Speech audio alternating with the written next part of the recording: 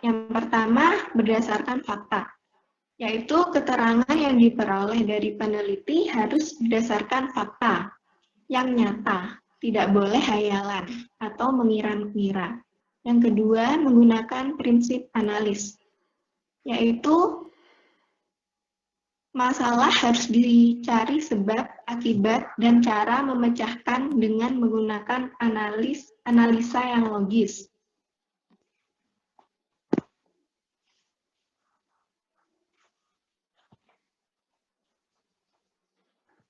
Yang ketiga, menggunakan hipotesis.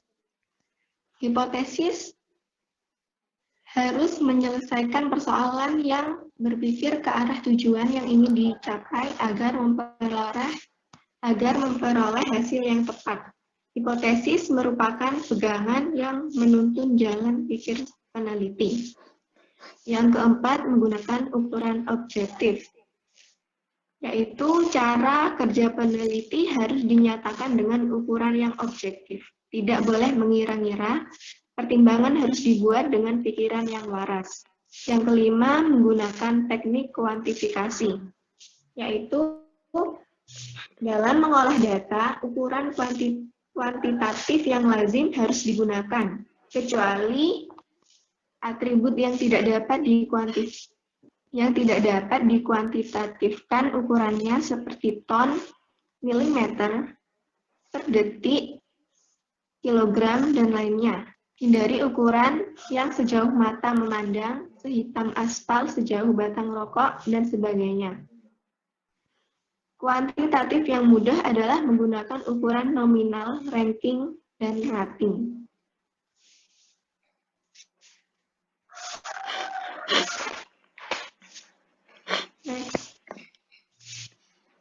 Tahapan metode ilmiah. Yang pertama, merumuskan masalah. Merumuskan masalah pasti ada kaitannya dengan tujuan yang akan dicapai dalam suatu penelitian.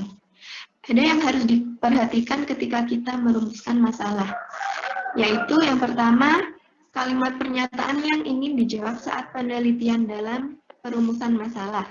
Yang kedua, masalah harus dapat diuji untuk menjawab pertanyaan dalam rumusan masalah. Yang ketiga, kalimat pertanyaan harus menggunakan bahasa yang jelas dan mudah untuk dimengerti dan tidak bertele-tele. Karakteristik yang kedua, tahapan metode ilmiah yang kedua yaitu mengumpulkan keterangan. Mengumpulkan keterangan dengan cara mengkaji berbagai sumber yang bersangkutan dengan penelitian tersebut. Yang ketiga, menyusun hipotesis. Hipotesis merupakan jawaban sementara yang sifatnya praduga, karena masih harus dibuktikan kebenarannya dengan dilakukannya penelitian. Yang keempat, yaitu melakukan penelitian.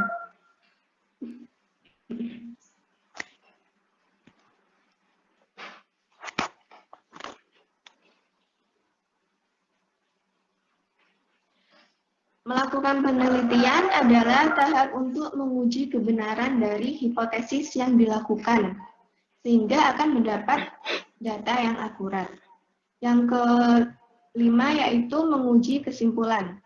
Menguji kesimpulan harus dilakukan dengan cermat berdasarkan hasil percobaan. Kesimpulan merupakan jawaban sebenarnya dari hipotesis. Yang keenam yaitu mempublikasikan hasil.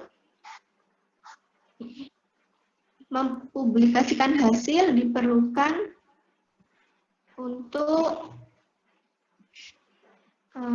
supaya pihak lain dapat mengetahui hasil yang telah dilakukan, hasil dari penelitian tersebut.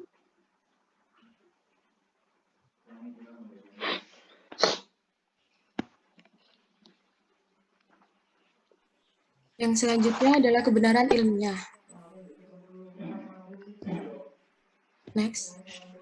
Kebenaran ilmiah adalah suatu pernyataan yang jelas dan pasti kebenarannya menurut norma-norma keilmuan. Kebenaran ilmiah bersifat tidak mutlak atau sementara. Mengapa demikian? Karena kebenaran ilmiah akan selalu mengalami perkembangan setiap setiap ada perubahan zaman. Next. Sifat dasar kebenaran ilmiah. Yang pertama, rasional dan logis. Rasional yang dimaksud di sini adalah kebenaran ilmiah itu bersifat universal atau dapat diterima oleh semua orang dan sesuai dengan logika manusia. Lalu yang kedua adalah empiris. Setiap kebenaran ilmiah atau semua kebenaran ilmiah itu harus melalui sebuah percobaan atau penelitian terlebih dahulu. Lalu yang ketiga adalah pragmatis. Pragmatis yang dimaksud di sini adalah kebenaran ilmiah itu harus dapat diterapkan dalam kehidupan manusia atau dalam kehidupan sehari-hari.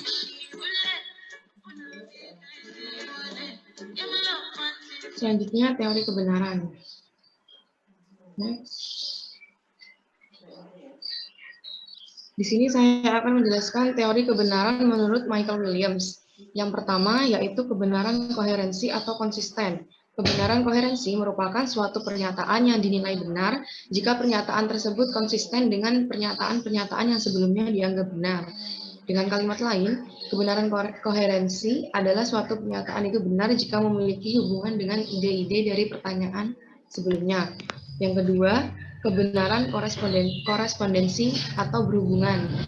Kebenaran korespondensi merupakan suatu pernyataan yang dinilai benar jika materi pengetahuan yang terdapat dalam pernyataan tersebut berhubungan dengan objek yang dituju dengan pernyataan tersebut. Yang ketiga, kebenaran pragmatis atau kegunaan. Kebenaran pragmatis adalah suatu pernyataan yang diukur dengan menggunakan kriteria fungsional.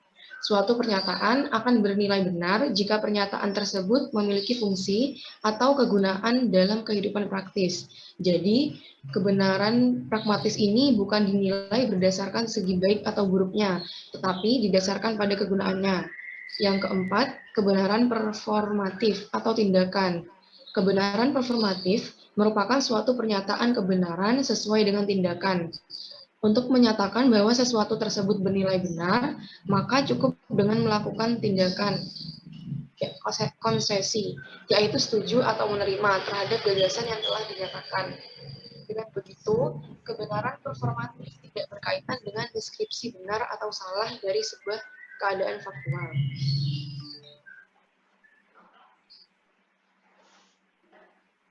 Selanjutnya, teori-teori di atas kemudian disempurnakan oleh teori Aristoteles. Menurut Aristoteles, satu, kebenaran koherensi. Apa itu kebenaran koherensi? Kebenaran koherensi adalah suatu pernyataan bernilai benar jika pernyataan tersebut konsisten dengan ide-ide yang telah ada sebelumnya. Kebenaran koherensi, dengan kata lain, sesuatu disebut benar karena sesuatu tersebut logis, di mana hubungan antara variabel satu dengan variabel lainnya masuk akal. Jadi, kebenaran koherensi ini sebagai kebenaran yang argumentatif, atau yang memiliki kerututan pernyataan. Dua, kebenaran korespondensi. Kebenaran korespondensi ialah suatu pernyataan bernilai benar jika kenyataan sebelumnya. Kebenaran korespondensi ini sebagai kebenaran yang faktual karena sesuatu tersebut dapat diverifikasi atau dibuktikan dengan menggunakan bukti empiris yang mendukung. Tiga, kebenaran pragmatis atau praktis. Sesuatu pernyataan dinilai benar jika memiliki kegunaan dalam kehidupan manusia atau memberikan kemanfaatan secara real dalam kehidupan masyarakat sehari-hari. Setiap pernyataan di teori kebenaran pragmatis ini harus terikat pada hal-hal yang bersifat fungsional. Karena tidak cukup bila suatu pernyataan dibuat secara korespondensi atau koherensi. Karena hal yang terpenting dari suatu pernyataan adalah penggunaan yang bermanfaat. Kebenaran sintaksis atau gramatika atau tata bahasa. Suatu pernyataan bernilai benar jika pernyataan tersebut menggunakan aturan atau sintaksis atau gramatika yang baku. Sintaksis itu sendiri adalah bidang dan mikrolinguistik yang mempelajari tentang seluk-beluk aturan dalam tata bahasa. Berarti secara otomatis, jika suatu pernyataan tidak sesuai dengan tata bahasa atau gramatika yang baku, maka pernyataan tersebut tidak ada artinya. Next. Selanjutnya. Kemudian kebenaran semantik atau makna, yaitu suatu pernyataan bernilai benar jika memiliki arti atau makna yang sesungguhnya, yang makna yang sebenarnya menunjukkan pada kenyataan sikap yang terdapat dalam teori ini adalah sikap epistemologis. Yang keenam yaitu kebenaran non-deskriptif atau peran, yaitu suatu pernyataan bernilai benar jika sesuai dengan peran atau fungsi pernyataan tersebut. Karena pada dasarnya suatu pernyataan mempunyai nilai kebenaran tergantung dengan fungsi pernyataan tersebut. Yang keenam yaitu kebenaran logika. Suatu kebenaran dinilai benar jika sesuai dengan pemikiran logika manusia. Secara umum, kalimat yang akan dibuktikan kebenarannya bersifat logis dan sama. Jadi, jika kita membuktikan maka akan terjadi pemborosan kata. Terima kasih.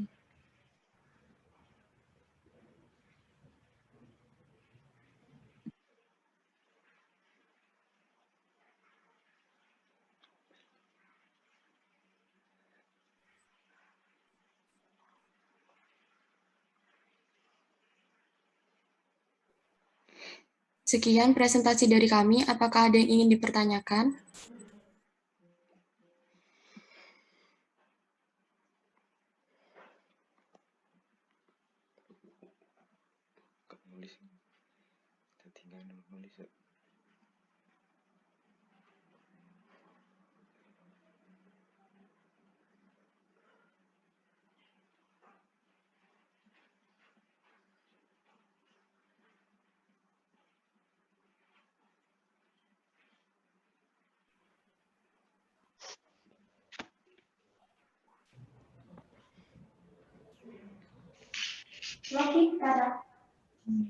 Aulia Azizah mungkin.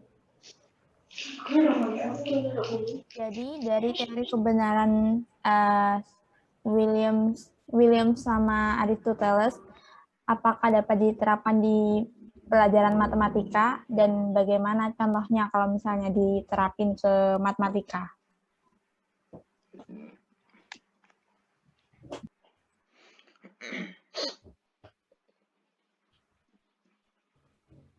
Izin menjawab ya? Oke. Menurut saya itu bisa. Contohnya kayak teori korespondensi.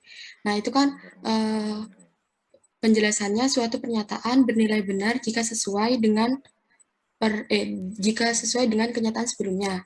Itu kan. Nah, di dalam matematika itu kan kita mengenal postulat atau aksioma, yaitu suatu pernyataan yang bernilai benar tanpa diperlukan pembuktian ulang.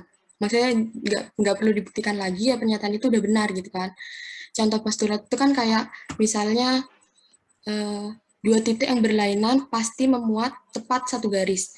Nah itu kan nggak usah dibuktikan ulang ya, kita percaya kalau misalnya dua titik yang letaknya berlainan itu pasti memiliki tepat satu garis. Seperti itu. Bisa dipahami nggak? Iya, bisa dipahami. Terima kasih. Terima kasih kembali. Selanjutnya Maidinda.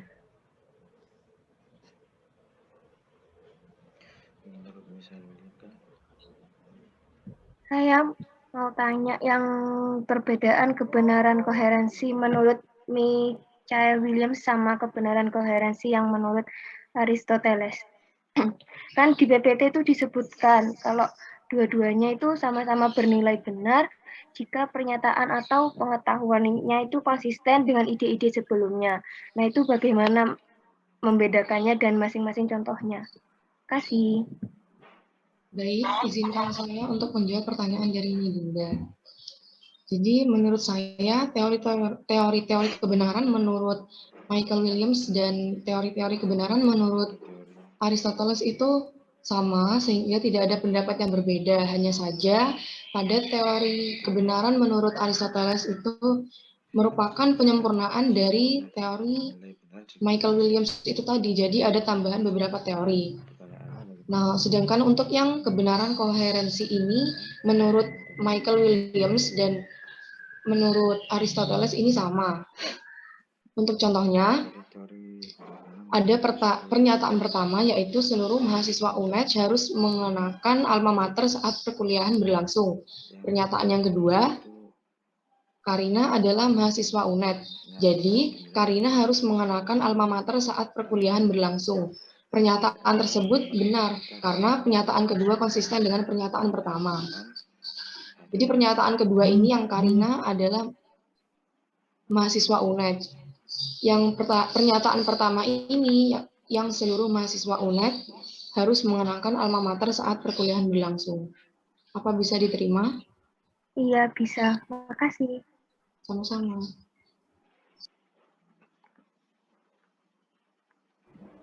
Lalu Laila.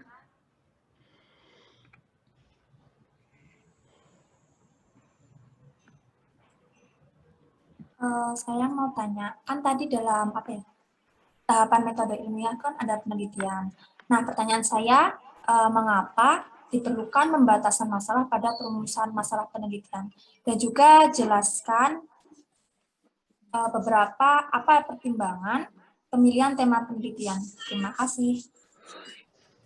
Ya, saya akan menjawab mengapa diperlukan pembatasan masalah pada perumusan masalah penelitian. Karena pembatasan suatu masalah digunakan untuk menghindari adanya penyimpangan maupun pelebaran pokok masalah agar penelitian tersebut lebih terarah dan memudahkan dalam pembahasan sehingga tujuan penelitian akan tercapai. Lalu pertimbangan pemilihan tema penelitian itu dilihat dari keterbaruan penelitian tersebut. Penelitiannya termasuk penelitian yang baru apa enggak, terus banyak yang memakai atau tidak. Semakin sedikit yang memakai penelitian itu semakin bagus. Lalu nanti akan muncul keterbaruan seperti itu. Bisa dipahami? Berarti itu dilihat dari keterbaruan sama banyak yang pakai atau enggak gitu. Iya. Baik, bisa dipahami. Terima kasih. Iya, sama-sama. Yang selanjutnya Siti Miftah. Baik, terima kasih. Tadi kan dijelaskan kebenaran ilmiah itu merupakan suatu pernyataan yang jelas dan pasti kebenarannya menurut norma-norma keilmuan. Nah, yang dimaksud dengan norma-norma keilmuan dalam kalimat itu contohnya apa saja?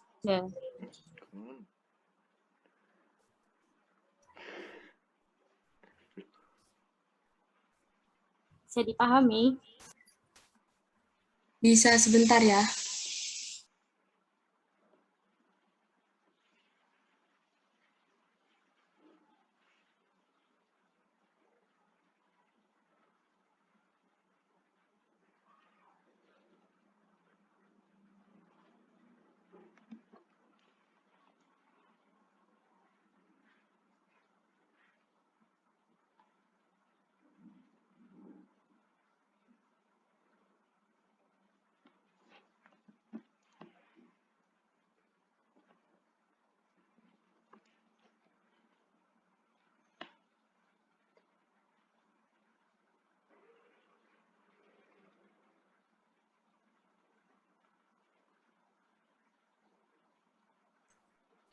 Maksudnya norma-norma keilmuan yang di situ tuh kayak kebenaran ilmiah tuh harus bersifat kayak objektif, terus terbuka, terus menerima kritik dan menerima pendapat, serta kukuh dalam pendirian yang dianggap benar. Jadi kayak gitu, kayak objektif, terus terbuka. Jadi sifatnya kebenaran ilmiah tuh kayak gitu. Bisa dipahami nggak? Baik, jawaban bisa diterima. Terima kasih. Iya, sama-sama.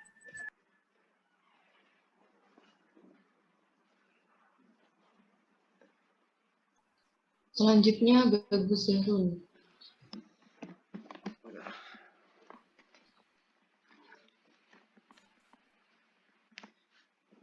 Ya.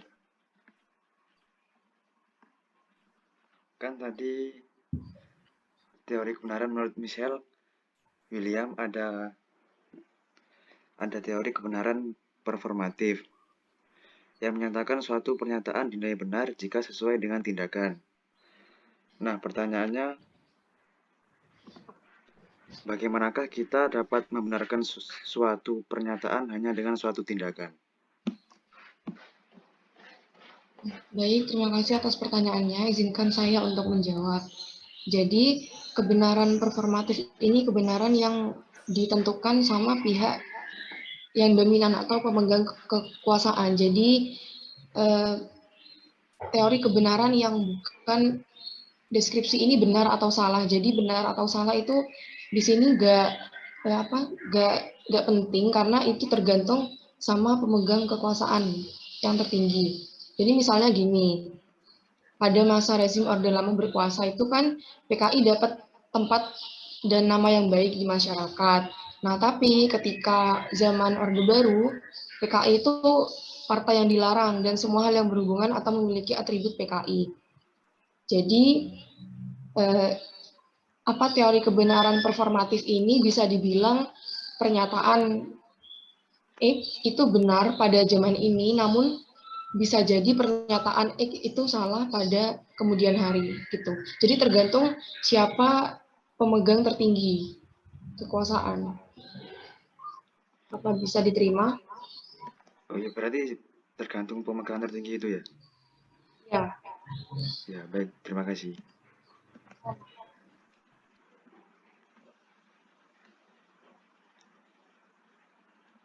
Selanjutnya, Afni Nur. Ya, terima kasih. Mohon izin bertanya mengenai teori kebenaran menurut Aristoteles. Tadi terdapat aturan sintaksis dan gramatika baku. Boleh dijelaskan contoh dari aturan sintaksis dan gramatika baru? Terima kasih.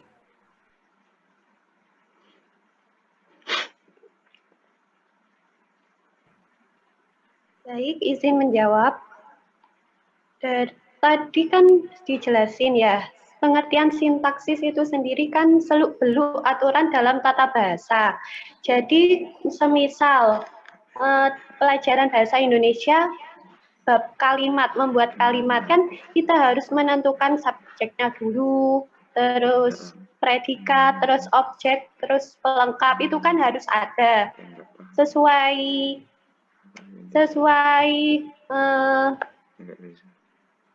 tata bahasa, terstruktur gitu loh. Jadi contohnya itu seperti kalimat yang harus memuat tata bahasa yang baku, begitu? Ya, subjek, predikat, objek gitu. Iya. Oh iya, baik, bisa dipahami. Terima kasih. Ya.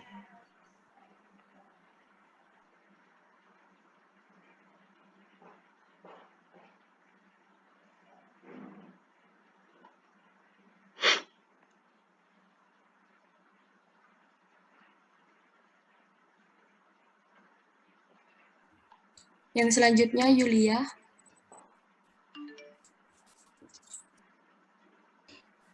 Izin bertanya ya. Apakah sifat dasar kebenaran ilmiah itu kan harus 3 kan tadi disebutin. Itu apakah harus mencakup semua?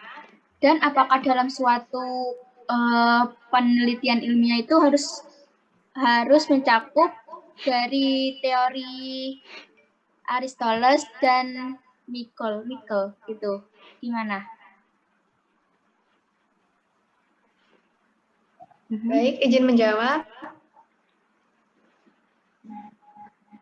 Kalau menurut saya itu harus, karena kebenaran ilmiah itu harus logis agar dapat dipahami oleh semua orang.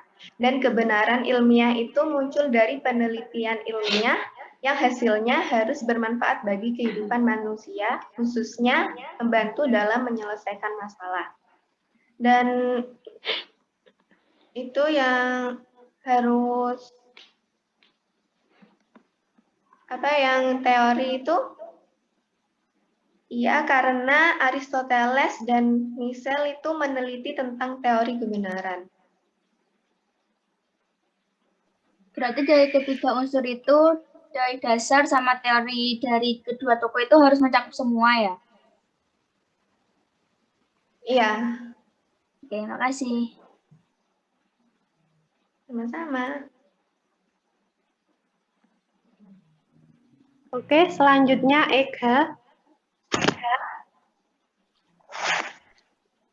Baik, saya izin bertanya. Tadi disebutkan hal-hal fungsional pada teori pragmatis menurut Aristoteles. Nah, hal-hal fungsional itu yang seperti apa? Terima kasih. Jadi ini maksudnya contohnya. Iya, ya, contohnya sama yang dimaksud hal-hal fungsional itu seperti apa? Hal-hal fungsional kan hal-hal yang bermanfaat bagi orang lain. Nah, terus contoh dari teori pragmatis itu sendiri adalah semisal pada kehidupan lingkungan masyarakat yang seseorang mengupas atau mengemukakan ide untuk menciptakan suatu alat seperti penggilingan daging. Kemudian ide tersebut dikembangkan sehingga terciptanya alat giling tersebut dan dapat digunakan oleh masyarakat untuk mempermudahkan proses penggilingan daging dengan cepat dan ringkas. Maka alat penggilingan ini dianggap benar karena mempunyai fungsi dan kegunaan untuk masyarakat. Bisa dipahami? Baik, bisa dipahami. Terima kasih. Ya, sama-sama.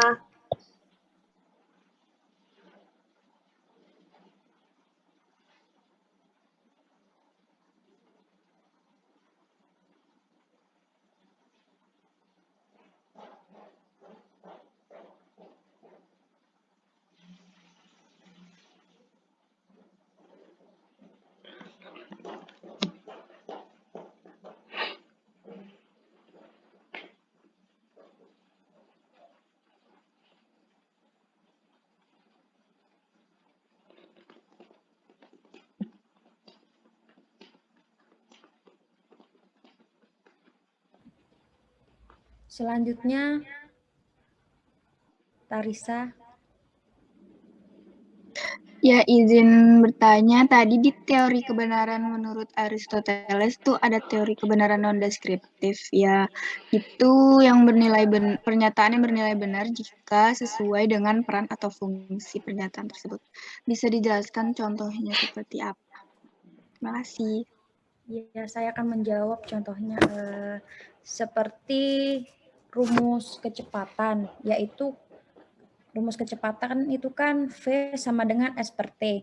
V itu kecepatan, S itu jarak, T itu waktu. Itu kan sesuai dengan fungsinya jika diterapkan dalam kehidupan sehari-hari. Bagaimana? Ya, bisa diterima. Terima kasih. Sama-sama.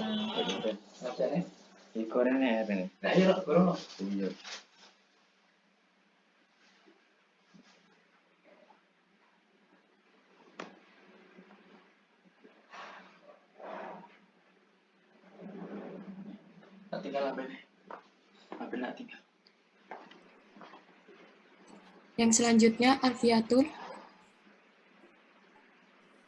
Baik, terima kasih. Saya izin bertanya. Semisal kita itu melakukan metode ilmiah dan menghasilkan hasilnya kan.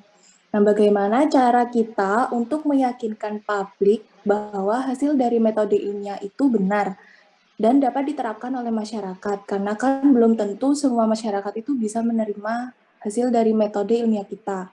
Kemudian, boleh dijelaskan salah satu contoh dari bentuk metode apa yang digunakan untuk mempublikasikan hasil dari metode ilmiah. Terima kasih.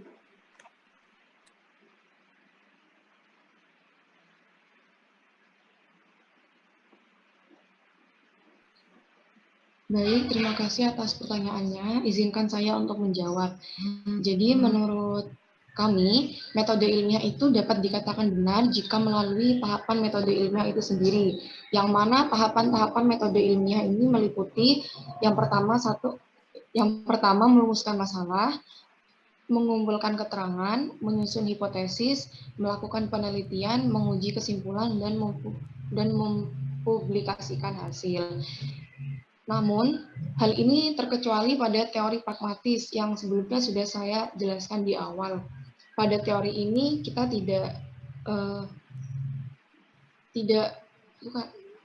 kayak deskripsi benar atau salah itu di teori ini itu nggak penting, karena dalam teori pragmatis ini tergantung pada pemegang kekuasaan. Jadi mau itu benar atau salah, mau masyarakatnya itu menerima atau enggak, ya terserah. Yang namanya pemegang kekuasaan pasti kan nggak bisa nggak bisa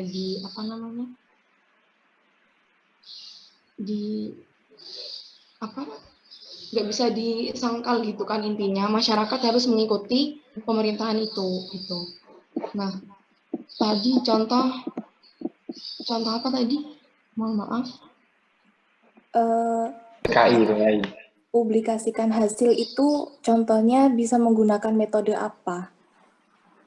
Kalau untuk contoh mempublikasikan metode ilmiah itu bisa melalui skripsi, tesis, dan disertasi, seperti itu. Oh, baik. Kalau semisal menggunakan media itu apa bisa? Media cetak ataupun media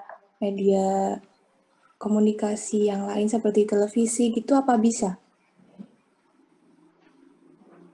Menurut saya tidak, karena metode ilmiah ini tetap harus melalui tahapan-tahapan metode ilmiah tersebut. Jadi harus penelitian. Baik, jawaban bisa diterima. Udah, terima kasih. Sama-sama. Yang selanjutnya, Fanaya. Saya mau izin bertanya. Saya masih kurang paham kenapa alasan kesimpulan itu harus diuji lagi. Padahal kan sebelumnya kan kita sudah melakukan penelitian itu. Dengan penelitian kan pasti dilakukan kan dengan sebenar-benarnya. Jadi kenapa kita harus menguji ulang hasil dari kesimpulan itu sendiri? Terima kasih.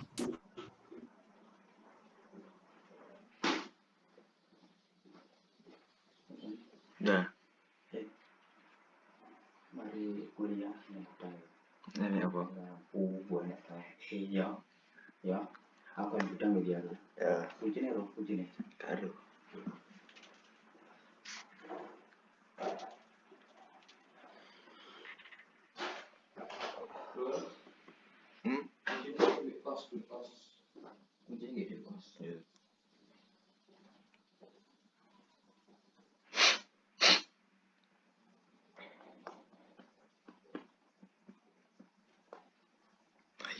Apa pertanyaan saya bisa dipahami ya? Bisa sebentar ya. Oh iya, terima kasih.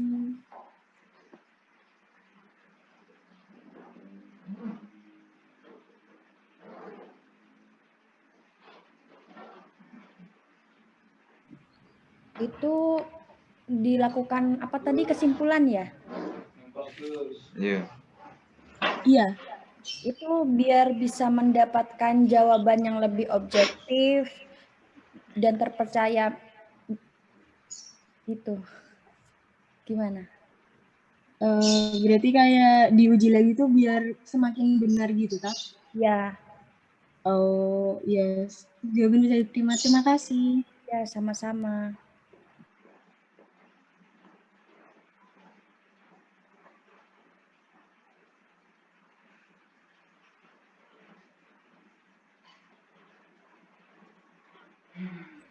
Selanjutnya, Faikotul. Terima kasih. Izin bertanya. Itu kan dalam tahapan metode ilmiah, langkah pertama itu merumuskan masalah. Nah, untuk merumuskan masalah itu kan pasti berupa pertanyaan-pertanyaan. Nah, untuk menemukan jawaban dari pertanyaan itu dilakukan apa gitu loh, biar dapat jawaban di rumusan masalah, biar dapat jawaban atas rumusan masalah itu. Dan apakah rumusan masalah itu harus terjawab semua? Bisa dipahami?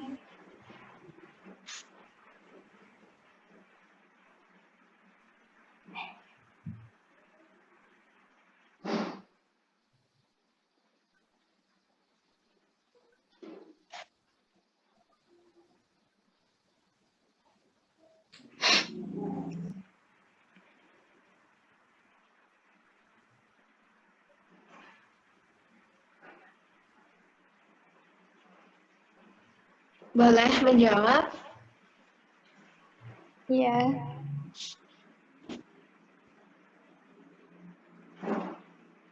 Kalau menurut saya itu masalah itu kan metode ilmiah itu kan suatu cara yang digunakan oleh para ilmuwan untuk memecahkan suatu masalah. Jadi masalah itu harus melakukan penelitian dalam masalah tersebut. Nanti kan ada hipotesis kan. Hipotesis kan juga. Jadi nanti kalau sudah diteliti, sudah diuji, nanti akan mendapatkan hasil dari masalah tersebut. Hasil dari masalah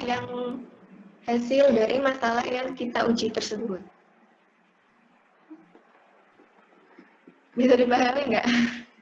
Bisa. Makasih ya. Iya.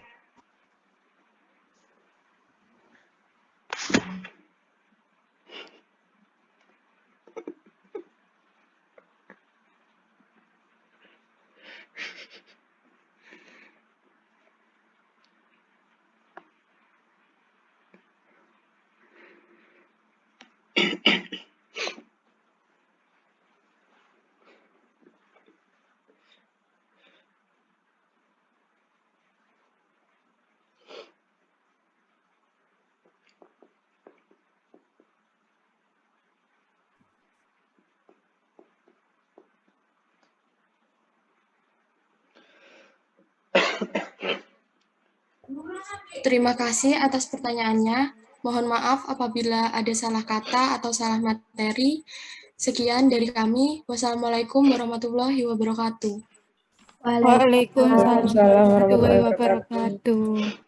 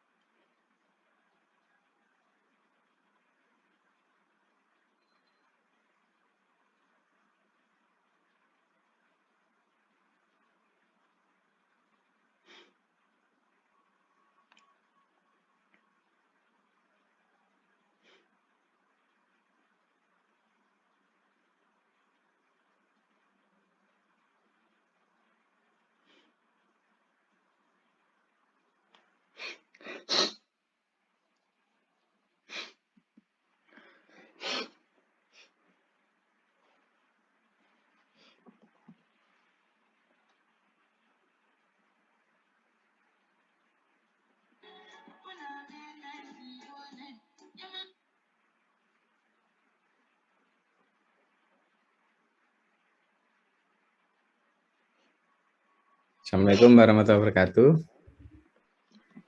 Waalaikumsalam warahmatullahi wabarakatuh. Sudah selesai ya? Iya, sudah. Sudah, Pak. Nah, alhamdulillah tadi sudah dipresentasikan dan mungkin ada sedikit tambahan dari saya.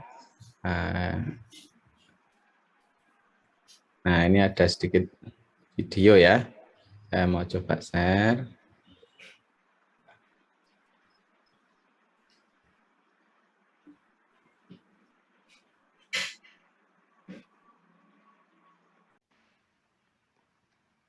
Langkah metode ilmiah yang pertama adalah merumuskan masalah.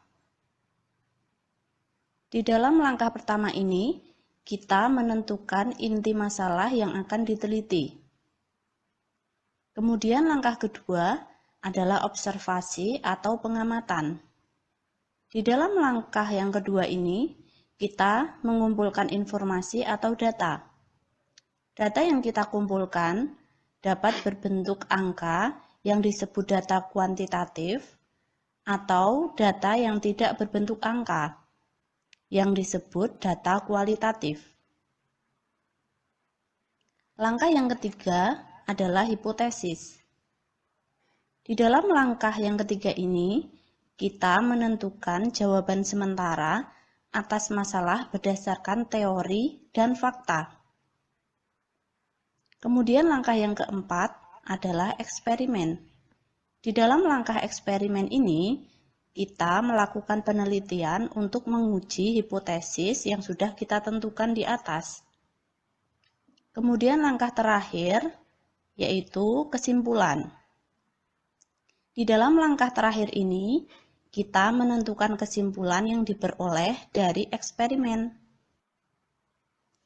Ada cara mudah yang dapat kita gunakan untuk mengingat langkah-langkah metode ilmiah yang telah kita pelajari. Cara mudahnya adalah dengan menggunakan metode asosiasi Mass-Opheg. Mass-Opheg ini berasal dari Mas, merumuskan masalah, kemudian Op, dari observasi, H, dari hipotesis, E, dari eksperimen, dan K dari kesimpulan. Berikut Mr. Kodu sajikan contoh soal tentang metode ilmiah. Perhatikan baik-baik ya. Di bawah ini merupakan 5 pokok data ilmiah.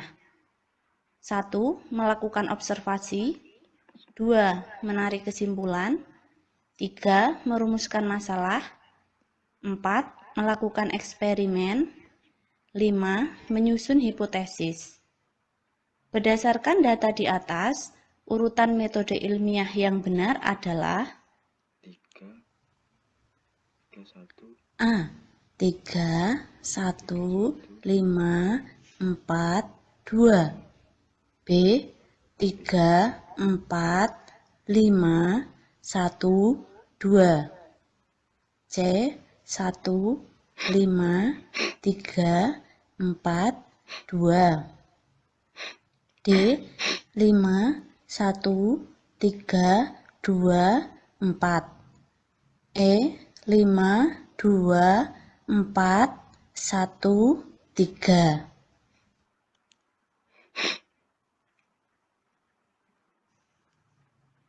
Untuk menyelesaikan soal ini, ingat kita mempunyai metode asosiasi. Langkah pertama adalah MAS, yaitu merumuskan masalah, yang merupakan data nomor 3. Langkah yang kedua adalah OP, yaitu melakukan observasi, yang merupakan data nomor 1. Langkah ketiga adalah H, yaitu menyusun hipotesis, yang merupakan data nomor 5. Langkah keempat adalah E, yaitu melakukan eksperimen, yang merupakan data nomor 4.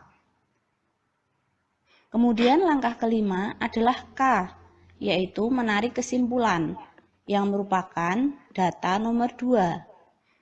Jadi, urutan yang benar adalah 3, 1, 5, 4, 2. Jawaban yang benar adalah A.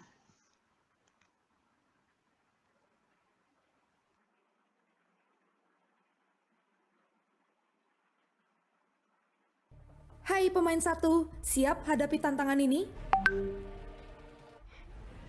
Masuki Valorant dan main sebagai salah satu agen global dari penjuru dunia. Gabungkan FPS, kekuatan supernatural, dan ratusan strategi.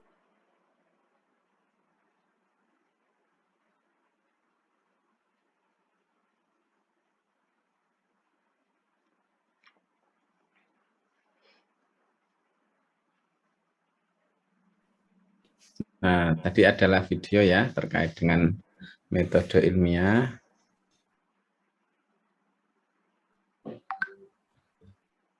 Nah, langkah-langkahnya ada beberapa ya, mulai dari mengidentifikasi masalah, merumuskan masalah, menyusun teori, membuat hipotesis, menetapkan variabel penelitian, menetapkan prosedur kerja, pengujian hipotesis, mengolah dan menganalisis data, membuat kesimpulan, dan ini adalah langkah-langkah yang biasanya Anda lakukan ketika melakukan praktikum ya. Biasanya di praktikum IPA dari fisika, kimia, biologi, yang mana penggunaan metode ilmiah ini sangat penting sekali.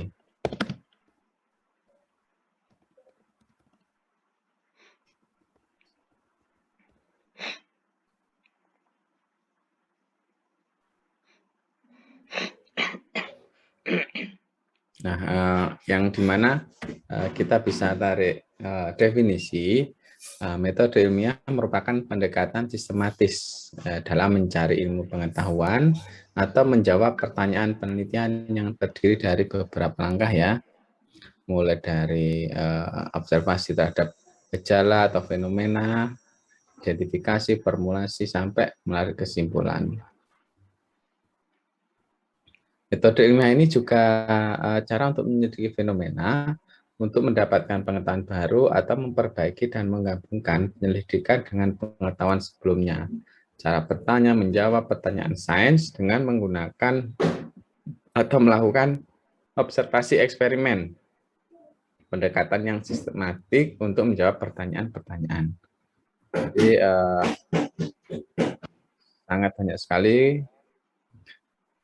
Nah, kriteria metode ilmiah itu harus yang dipenuhi apa? Berdasarkan fakta, kemudian menggunakan prinsip-prinsip analisis, harus mempunyai masalah, menggunakan teknik-teknik kuantitatif dan kualitatif. Nah, untuk sifat yang harus dipenuhi dalam menerapkan metode ilmiah ini adalah kritis, analitis, logis, empiris, dan konseptual. Yang mana ini semua merupakan aspek-aspek yang harus mendukung dalam penerapan metode ilmiah ketika kita misalnya melakukan praktikum di laboratorium. Nah, itu juga seperti itu. Dan ini juga dalam penulisan karya ilmiah, misalnya deskripsi, itu juga menggunakan metode ilmiah. Dan ini saya kira di dalam pendidikan matematika juga seperti itu ya, adanya proses-proses sebelum dilakukan penarikan kesimpulan dari suatu percobaan atau penyelidikan maupun penelitian-penelitian dari skripsi yang telah dilakukan.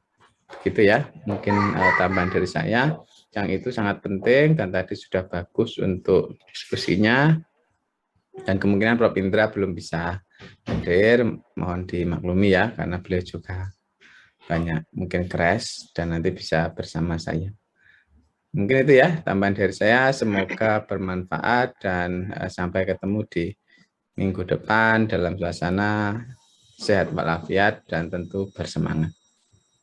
Nah, mungkin itu selanjutnya mungkin kita akhiri dengan bacaan hamdalah, alhamdulillahirrahmanirrahim. Assalamualaikum warahmatullahi wabarakatuh. Waalaikumsalam warahmatullahi wabarakatuh. Terima kasih, Pak. Terima kasih, Pak. Terima kasih, Pak.